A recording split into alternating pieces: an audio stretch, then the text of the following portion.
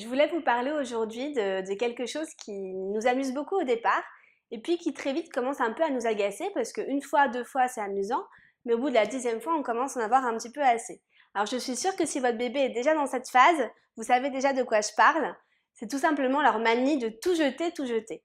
Parce que c'est vrai que maintenant, ils arrivent bien à se saisir des objets et du coup, ils prennent un grand plaisir à les laisser tomber ou à les jeter au loin. Alors on se demande un petit peu ce qui se passe dans leur tête pour qu'ils aient ce comportement.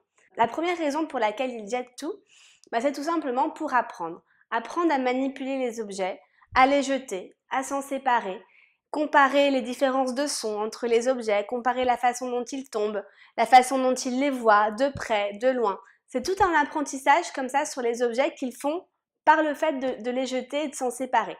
C'est aussi une façon pour eux de comprendre qu'ils ne font pas partie des objets, que les objets sont extérieurs à eux et que du coup ils peuvent s'en séparer. Et à cet âge-là, pour le moment, c'est trop difficile pour eux de juste le lâcher, donc ils le jettent au loin.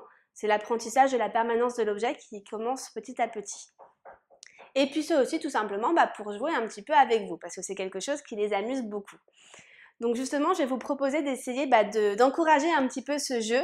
Pour ça, vous allez prendre des objets qui ont des comportements différents par rapport à la chute, différentes caractéristiques physiques.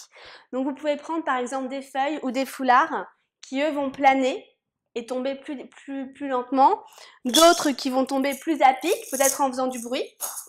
Et c'est des choses comme ça que votre bébé va pouvoir apprendre à comparer. Donc n'hésitez pas à faire les deux en même temps, qu'il se rende compte que les objets ne tombent pas à la même vitesse.